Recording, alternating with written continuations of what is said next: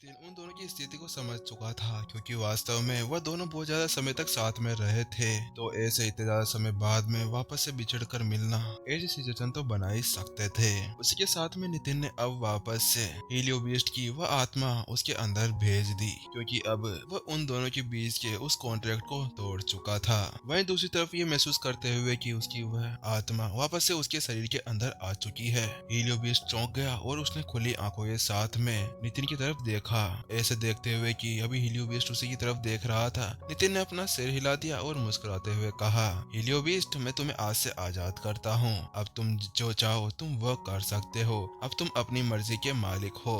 अगर तुम चाहो तुम पुराने प्रिंसिपल सेकर के साथ में उनका पालतू जानवर बनकर रह सकते हो। नितिन ने मुस्कुराते हुए उसे कहा।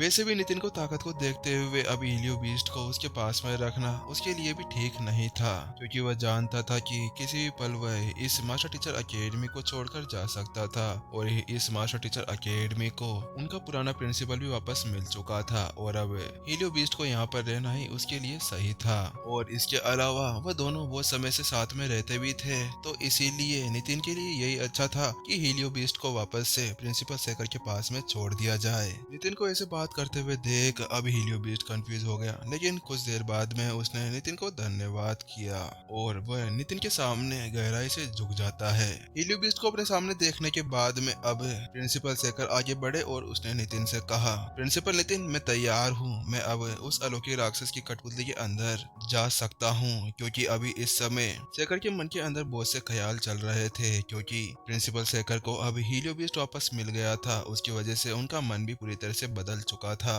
पिछली बार तो उन्होंने इसलिए ऐसा कहा था क्योंकि वह जानते थे कि अब होंगयोन मास्टर टीचर अकेडमी को नया प्रिंसिपल भी मिल चुका था और वह यह भी जानता था कि इस प्रिंसिपल के साथ में होंगयोन मास्टर टीचर अकेडमी को नई ऊंचाइयों तक पहुंचाया जाएगा। और क्योंकि इतने सारे वर्ष उसने अपनी पूरी जिंदगी के होंगयोन मास्टर टीचर अकेडमी को दे दिया था, तो उसके साथ में उसकी कभी पत्नी और बच्चे नहीं हुए थे, जिसकी वजह से उसको लगा कि अब उसका यहाँ पर इस दुनिया के अंदर रहने का कोई भी मतलब नहीं था। उसी वजह से वह वहाँ से खुशी खुशी जाने के लिए तैयार था। लेकिन अब ये देखते हुए कि अब उसके जीने के लिए एक और आस उसके सामने आ गई थी, उसी वजह से उसने अपने आप को मना लिया।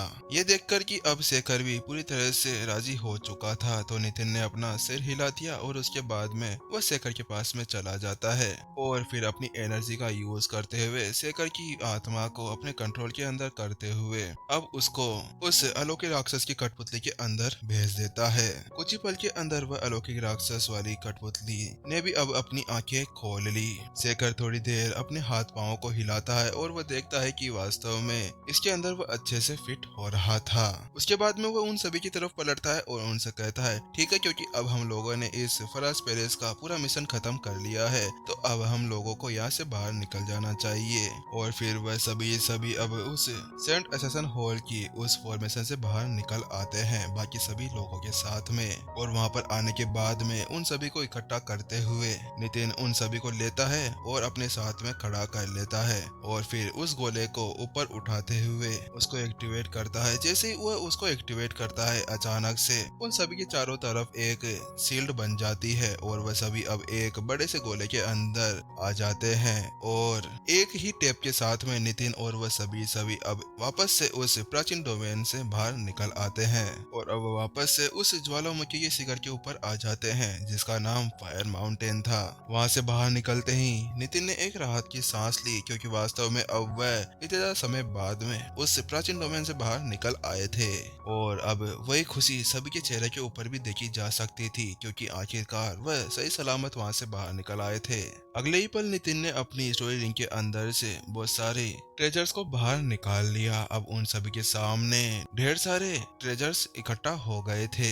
वह सभी ट्रेजर्स थे जिनको नितिन ने उन अलौकिक राक्षसों से हासिल किया था। जब नितिन ने उन सभी को मारा था तो उसी के साथ में उसने उन सभी से वह सभी ट्रेजर्स ले लिए थे। नितिन ने उन सभी से कहा, क्योंकि हम सभी ने अब उस प्राचीन डोमेन के मिशन को पार कर लिया है, इसीलिए मैं चाहता हूँ कि अब आप सभी इसमें से अपने लिए अच्छे अच्छे ट्रेजर्स को छांट ले, क्योंकि हम सभी ने एक साथ मिलकर इसे पार किया था। नितिन ने पहले इन सभी ट्रेजर्स के बारे में उन सभी से बात इसलिए नहीं की थी क्योंकि उसे पता नहीं था कि शायद वह इस प्राचीन डोमेन से बाहर निकल पाएंगे या नहीं, लेकिन अब जब वह बाहर निकल आए थे तो अब उन सभी के साथ में उन सभी ट्रेजर्स को बांटने का तो बनता ही था और नितिन उन सभी के साथ में कोई भी चीटिंग नहीं करना चाहता था।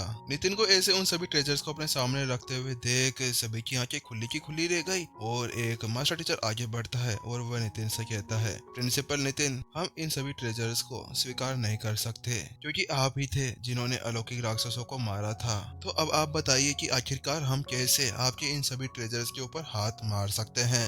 उन सभी की भावनाएं अब नितिन को लेकर बहुत ही ज्यादा बदल चुकी थी क्योंकि नितिन ने बिना कुछ सोचे समझे उनके सामने इतना ज्यादा ट्रेजर बाहर रख दिया था जिसके लिए वे बिल्कुल भी काबिल नहीं थे और वैसे भी उनका नितिन के लिए आभारी होना भी बनता था क्योंकि अगर नितिन वहां पर नहीं होता तो उन्हें यह भी नहीं पता था कि क्या वह उस प्राचीन डोमेन से बाहर निकल पाते या नहीं और क्योंकि उन्होंने जहाँ तो कुछ उसके अंदर किया नहीं था इसीलिए अब उन्हें इस सामान को लेने में भी बहुत ज्यादा शर्मिंदगी महसूस हो रही थी। उन सभी को ऐसे मना करते हुए देख नितिन ने एक मुंह बनाते हुए उन सभी से कहा, ये आप लोग क्या कह रहे हैं? हम सभी इसके अंदर एक टीम बनाकर गए थे और वैसे भी आप लोगों की बिना भी मैं उसके अंदर कुछ भी नहीं कर सकता था। शायद ऐसा हो सकता था कि अगर मैं उसके अंदर अकेला जाता तो मैं वहीं पर ही मर सकता था और क्योंकि हम सभी एक टीम है तो आप सभी को शर्मिंदा होने की कोई भी जरूरत नहीं है। नितिन थोड़ा सा मुस्कुराया क्योंकि जब से वो दिव्य संत बना था तो उसके बाद में उसके मन के अंदर भी बहुत सारे परिवर्तन आए थे क्योंकि नितिन जानता था कि नितिन के पास में ये जितने भी ट्रेजर्स थे ना उसके साथ में आराम से वह इन सभी के लेवल को बढ़ा सकता था। इन सभी ट्रेजर्स का अकेले यूज करने से अच्छा था कि वह अपनी टीम के साथ में इन्हें बांट ले। ये देखते हुए कि नितिन अब पूरी तरह से जीत पर अड़ चुका था सभी ने अपना सिर हिला दिया और उन्होंने कहा, ठीक है प्रिंसिपल नितिन, अगर आप ऐसा कहते हैं तो हम सभी इनको लेने के लिए तैयार हैं। कुछ ही पल के अंदर उन्होंने अब सारे ट्रेजर्स को एक दूसरे के अंदर बांट लिया था और लास्ट में कुछ थोड़ा बहुत ही सामान बचा हुआ था लेकिन उसको देखने के बाद में नितिन निराश नहीं हुआ था क्योंकि नितिन जानता था कि जितना भी ट्रेजर उन सभी ने लिया था वह तो उस फराज पैलेस के अंदर रखे हुए ट्रेजर के सामने कुछ भी नहीं था। ये देखते हुए कि अब वहाँ का सारा काम समझ चुका था उसके बाद में हेड आदर्श और गिल लीडर जाफर दोनों के दोनों आगे आते हैं और वह नितिन से कहते हैं, प्रिंसिपल नितिन, क्योंकि अब यहाँ का सारा काम खत्म हो चुका है और हम लोगों ने उस मिशन को भी पूरी तरह से पार कर लिया है तो अब हम सभी आपको अलविदा कहने के लिए यहाँ पर आए हैं। अब हमें वापस से रोसवत मास्टर टीचर पवेलियन के अंदर जाकर यहाँ की पूरी सूचना देनी होगी। उनकी बात सुनने के बाद में नितिन ने भी अपना सिर हिला दिया और उसने कहा, हम लोग भविष्य के अंदर वास्तव में जरूर एक दिन मिलेंगे। लेकिन आदर्श ने टेलीपैथी के साथ में नितिन से बात की और उससे कहा, प्रिंसिपल नितिन, लेकिन हम लोग यहाँ से जाने से पहले आपसे एक पर्सनल में कुछ बात करना चाहते हैं। वो बातें बहुत ही ज्यादा इम्पोर्टेंट है। क्या आप मेरे से एक निजी बात करना चाहते हैं? नितिन उनकी बात सुनने के बाद में हैरान रह गया क्योंकि वह सोच रहा था कि आखिरकार ये कौन सी बात करना चाहेंगे। लेकिन इसके लिए ज्यादा टाइम न गंवाते हुए नितिन ने जल्दी से अपने चारों ओर एक फॉर्मेशन एक्टिवेट कर ली जिसके साथ में वह तीनों की तीनों अब इस फॉर्मेशन के अंदर बंद हो चुके थे। उसके बाद में नितिन ने कहा, ठीक है, तो अब आपको मेरे से क्या बात करनी है आप अब कर सकते हैं, हमारी बातें अब कोई भी नहीं सुनने वाला। नितिन की बात सुनने के बाद में दोनों ने अपना सिर नीचे कर लिया लेकिन थोड़ी सी खामोशी के बाद में गिल लीडर जाफर आगे बढ़े और उन्होंने कहा, प्रिंसिपल नितिन, ये कुछ ज्यादा नहीं है लेकिन हम आपको एक सलाह देना चाहते हैं। एक सलाह? नितिन अवाक रह गया, आखिरकार अब इन्हें कौन सी सलाह देनी है। लेकिन उसके बाद में नितिन ने कहा, ठीक है, आपको जो बात करनी है आप कर सकते हैं। फिर हेड आदर्श आगे बढ़ते हैं और वह नितिन से पूछते हैं, प्रिंसिपल नितिन, जितना मुझे पता है उसके हिसाब से आप प्रत्युषा को पसंद करते हैं, है ना? आदर्श की बात सुनने के बाद में नितिन ने भी अपना सिर हिला दिया क्योंकि वास्तव में वह प्रत्युषा को पसंद करता था और उसको इस बात को छुपाने की किसी से भी जरूरत नहीं थी क्योंकि ये तो एक आम बात थी। और वैसे भी प्रत्युषा केवल एक अकेली लड़की थी जिसके लिए नितिन का दिल बहुत ही ज्यादा तेजी से धड़कने लगता था और वह अपने दिल के अंदर केवल उसके लिए फीलिंग्स को फील करता था। फिर उसके बाद में हेड आदर्श नितिन से आगे कहते हैं, अच्छा तो ठीक है, फिर क्या आप उसके बैकग्राउंड के बारे में जानते हैं कि वह किस कुल से आई है? हेड आदर्श की बात सुनते ही नितिन फिर से चौंक गया कि आखिरकार ये इस बारे में बात क्यों कर रहे हैं। फिर नितिन ने थोड़े सोच विचार के बाद में कहा, जहाँ तक मैंने सुना है उसके अनुसार प्रत्युषा सेंत कबीले से आई है। प्रिंसिपल नितिन, ये तो आपने सही कहा, लेकिन मैं आपको बताऊं, हम दोनों ने एक निष्कर्ष निकाला है जिसके साथ में हम दोनों को पता चला है कि प्रत्युषा संत कबीले की राजकुमारी है।